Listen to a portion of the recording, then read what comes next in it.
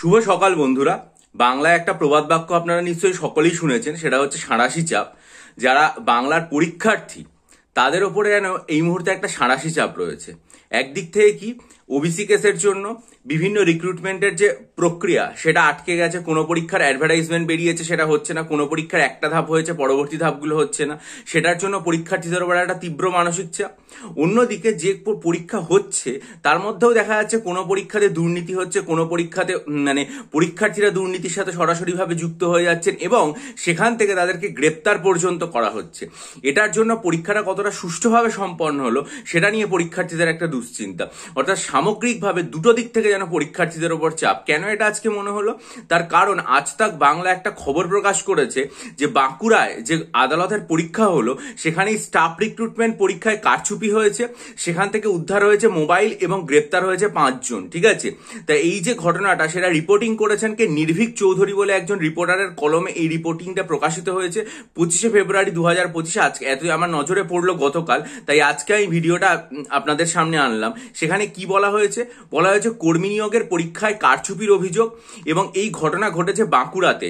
বাঁকুড়া কোর্টের যে পরীক্ষা ছিল সেখানে গ্রুপ ডি, এলডিসি, ইউডিসি কর্মী নিয়োগের পরীক্ষা ছিল এবং সেই পরীক্ষা চলাকালীন পরীক্ষার্থীদের কাছ থেকে ইলেকট্রনিক ডিভাইস পাওয়া গেছে এবং পুরো পরীক্ষাটাতেই কারচুপি নজরে এসছে। বাঁকুড়া জেলা জুড়ে প্রায় 17টা পরীক্ষা কেন্দ্র তৈরি হয়েছিল। এই পরীক্ষা কেন্দ্রে 5 জন পরীক্ষার্থীদের কাছ থেকে পরীক্ষা চলাকালীন ইলেকট্রনিক ডিভাইস উদ্ধার করা হয় এবং এই যে 5 জন পরীক্ষার্থী ছিলেন তাদের স্থানও জানা গেছে, তারা নদিয়া, মালদা, মুর্শিদাবাদ এই সমস্ত এলাকা থেকে তারা এসছেন পরীক্ষা দিতে।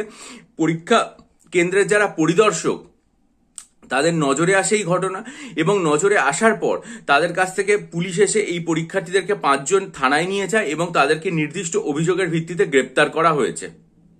তাহলে দেখুন তাদের কাছ থেকে কি কি উদ্ধার হয়েছে।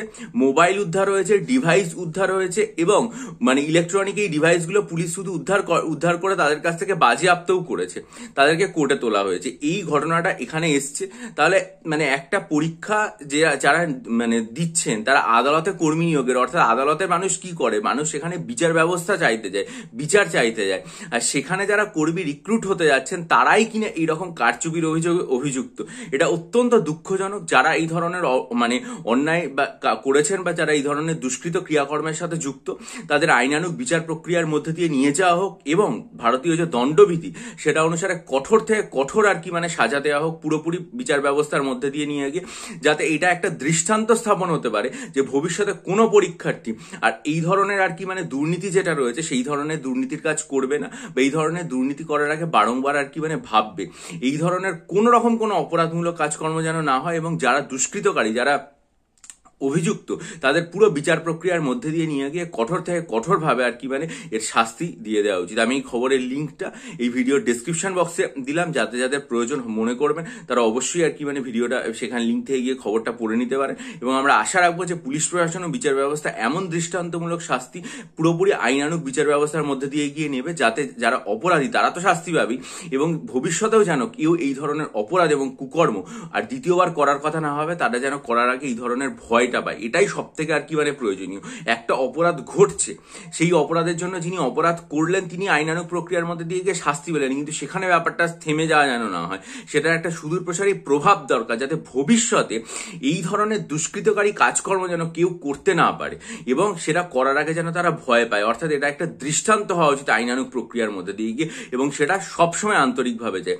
এই ধরনের চাপ পরীক্ষার্থীদের ওপর সবসময় থাকবে, কিন্তু তারপরেও তো আমাদের লেখাপড়ার প্রস্তুতি নিয়ে যেতে হবে, কারণ আমাদের সামনেই হাইকোর্টের এলডি এর পরীক্ষা রয়েছে এবং তারপরে ক্লার্কশিপের মেন পরীক্ষা রয়েছে, মিসলেনিয়াসের মেন রয়েছে। তাই জন্য যারা মনে করবেন ক্লার্কশিপ বা মিসলেনিয়াস পরীক্ষার জন্য ডেসক্রিপটিভ বাংলা, ডেসক্রিপটিভ ইংরেজি এবং ডেসক্রিপটিভ কারেন্ট অ্যাফেয়ার্সের স্টাডি মেটেরিয়াল নিতে চান বা হাইকোর্টের এলডি এর জন্য এসে এবং প্রেস নিতে চান, তারা আমার চ্যানেলে দেখবেন। আমি গতকালেই যে একটা পোস্ট করেছিলাম আমার কমিউনিটি পোস্টে, সেখানে 19শে জানুয়ারি, 9 ফেব্রুয়ারি এবং 15ই ফেব্রুয়ারির ভিডিও লিঙ্ক দেওয়া আছে। সর্বশেষ কমিউনিটি পোস্টে গিয়ে এই যে 3 ভিডিও মনোযোগ দিয়ে দেখে ডিসক্রিপশন বক্সে আমার ইমেল আইডির মাধ্যমে যোগাযোগ করুন। বহু পরীক্ষার্থী নিয়েছেন, উপকৃত হয়েছেন, আশা করি আপনারাও উপকৃত হবেন। আর যদি মক টেস্ট নিতে চান WBCS, মিসলেনিয়াস এবং ক্লার্কশিপের জন্য, তাহলে 3 জানুয়ারির ভিডিওটা খুব মনোযোগ দিয়ে দেখে ডিসক্রিপশন বক্সে ইমেলের মাধ্যমে আমার সাথে যোগাযোগ করুন। আর মনে রাখবেন যে চ্যানেলটা সাবস্ক্রাইব করে নিন সমস্ত রকম আপডেট পাওয়ার জন্য। সেটা পরীক্ষার সাথে সংযুক্ত, দুঃখজনক হতে পারে, তাও সেই আপডেট আমি দিয়ে থাকি। আর ভালো হলে তো অবশ্যই দিই। চ্যানেলটা সাবস্ক্রাইব করে বেল আইকন প্রেস করুন, ভিডিওটা লাইক করুন, বন্ধুদের মাঝে ছড়িয়ে দিন এবং আপনাদের মূল্যবান মতামত দিয়ে আমায় ঋদ্ধ করুন। ভালো থাকুন, বিজয়ী হন, সফল হন।